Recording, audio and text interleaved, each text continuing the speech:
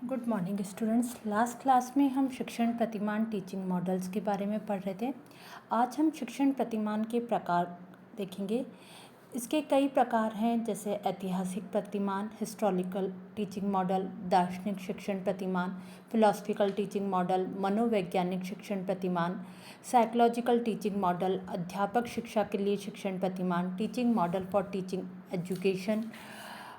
इसके अलावा आधुनिक शिक्षण प्रतिमान कई हैं जो कि मॉडर्न टीचिंग मॉडल्स कहलाते हैं। सूचना प्रक्रिया शोध पर आधारित प्रतिमान, जिनको हम model based on information process source कहलाते हैं। व्यक्तिगत स्रोत पर आधारित प्रतिमान, models based on personal sources. इसके अलावा सृजनात्मक शिक्षण प्रतिमान, क्रिएटिविटी मॉडल्स ऑफ टीचिंग होती हैं, और कुछ एनसीईआरटी के निर्देशन में बने शिक्षण प्रतिमान हैं। इनमें से आपके कोर्स में 2 शिक्षण प्रतिमान हैं। फर्स्ट है पूछताछ प्रशिक्षण प्रतिमान, इंक्वायरी ट्रेनिंग मॉडल, और सेकंड है संप्रत्यय निष्पत्ति प्रतिमान, कंसेप्ट अटेनमेंट मॉडल। आज हम पूछताछ प्रशिक्षण प्रतिमान, इंक्वायरी ट्रेनिंग मॉडल के बारे में डिटेल में पढ़ेंगे। इंक्वायरी ट्रेनिंग मॉडल, जैसा इसके नाम से ही है, पूछताछ इंक्वायरी करने के लिए बनाया गया है। इस प्रतिमान का प्रतिपादन रिचर्ड सचमैन ने 1966 में किया था। इन्होंने यह प्रतिमान बालक के व्यक्तिगत विकास और मानसिक क्षमताओं में अभिवृद्धि लाने के लिए किया, जिससे बालकों की वैज्ञानिक दिशा और प्राकृतिक शक्तिशाली खोजों के लिए प्रशिक्षण प्राप्त हो सके। रिचर्ड सचमैन के अनुसार पूछताछ प्रशिक्षण प्रतिमान का लक्ष्य छात्रों में खोज एवं आंकड़ों के विश्लेषण में दक्षता एवं कौशल विकसित करना है, जिससे वे स्वयं घटनाओं की व्याख्या कर सकें तथा उनमें विभिन्न तत्वों के पारस्परिक संबंध खोज एवं सत्यता का पता लगा सकें। यह प्रतिमान छात्र के ज्ञानात्मक कौशलों के विकास पर बल देता है। इस प्रतिमान का मुख्य उद्देश्य विद्यार्थी में पूछताछ की कुशलता का विकास करना है, जिससे वह सामाजिक क्षमताओं का विकास कर सके और समायोजन कर सके। इसका विकास सीखने इच्छुक व्यक्तियों के लिए किया जाता है। यह प्रतिमान बहुत इम्पॉर्टेंट है बालकों में कि पूछताछ के कौशल इसके द्वारा विकसित किया जाता है। इस प्रतिमान के अगर हम तत्व की बात करें तो इस प्रतिमान के 5 तत्व बताए गए हैं।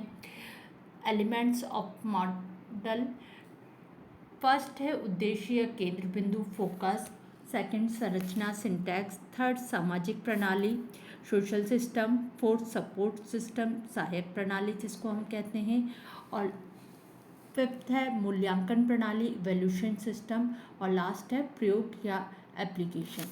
अगर इनको हम एक एक देखें तो सबसे पहले इसका उद्देश्य या केंद्र बिंदु। इस प्रतिमान का मुख्य उद्देश्य विद्यार्थियों में पूछताछ की क्षमता का विकास करना है, व्यक्तिगत क्षमताओं का विकास करना और सिद्धांतों का बोध कराना है। बालकों की पर्सनल कैपेसिटी डेवलप करना है ताकि वे अपनी जिज्ञासा को शांत कर सके। छात्र स्वयं तार्किक ढंग से संप्रत्तियों की व्याख्या करना सीखते हैं। इस प्रतिमान का उद्देश्य छात्रों को स्वतंत्र ढंग से पूछताछ करने के लिए उनका आत्मविश्वास बढ़ाना है। यह छात्रों में उपयुक्त प्रेरणा प्रदान करने में अत्यंत महत्वपूर्ण होता है। सेकंड है संरचना सिंटैक्स। इस प्रतिमान की संरचना में 3 स्टेप्स होते हैं। फर्स्ट है समस्या का प्रस्तुतिकरण करना। इसके अंतर्गत समस्या को छात्रों के सामने इस प्रकार से प्रस्तुत किया जाता है कि छात्र उनके समाधान में एक चुनौती का या चैलेंज का अनुभव करें। समस्या से रूबरू होने की तैयारी की जाए तथा वे समस्या को पहचान सके, जिससे छात्र तनाव का अनुभव करें। तनाव सीखने में महत्वपूर्ण भूमिका निभाता है। बच्चों को जब किसी कार्य की टेंशन होती है तभी वह कार्य करना सीखते हैं। सेकंड है खोज करना। पूछताछ प्रतिमान के द्वितीय तत्व में संरचना का द्वितीय सोपान में खोज करना आता है। इसमें छात्रों के सामने एक चुनौती के रूप में दी जाती है कि वो समस्या के लिए पूछताछ के द्वारा, इंक्वायरी के द्वारा करना शुरू करते हैं। संबंधित तथ्यों और सूचनाओं को एकत्रित करते हैं।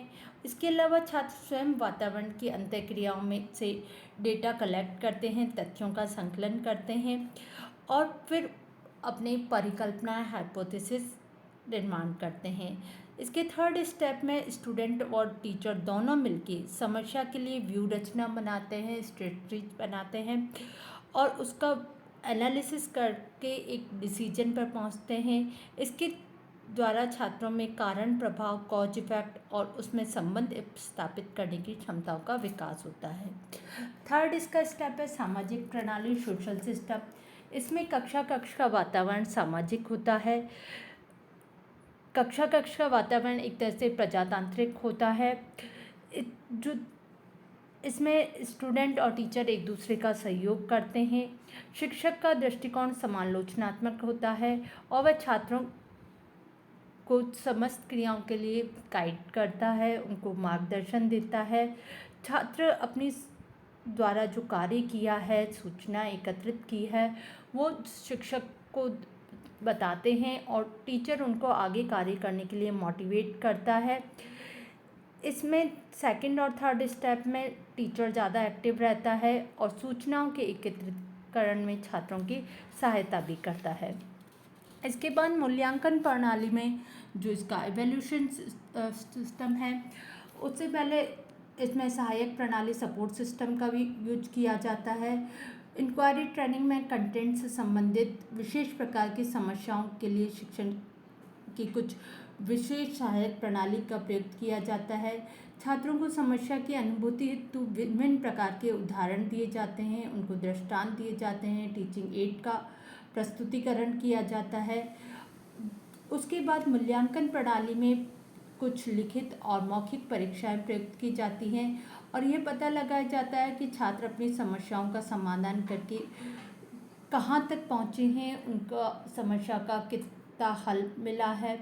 लास्ट में प्रयोग में एप्लीकेशन में विषय वस्तु के बोध के लिए खोजबीन की विधियों को सिखाने में किया जाता है, जिससे छात्र अपनी सूचनाओं का विश्लेषण करके अन्य व्यू रचना से तुलना कर सकें।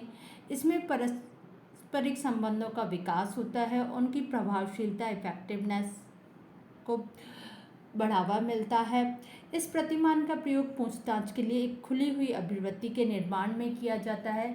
इस प्रकार इन तत्वों के द्वारा इस प्रतिमान में छात्रों को खोज कार्य के लिए इंक्वायरी करना के लिए प्रेरित किया जाता है और उनको इंक्वायरी करना सिखाया जाता है। इसके बाद अगर हम इस प्रतिमान की विशेषताओं का देखें तो यह प्रतिमान वैज्ञानिक अध्ययनों के लिए अधिक उपयोगी होता है। इसमें छात्रों से पूछताछ, प्रश्न कौशल का विकास होता है, छात्रों में क्वेश्चनिंग स्किल डेवलप होती है, प्रश्न पूछना और प्रश्न निर्माण दोनों कला का विकास इस प्रतिमान के द्वारा छात्रों में होता है। इससे छात्रों में वैज्ञानिक अभिवृत्ति, साइंटिफिक एटीट्यूड का विकास होता है।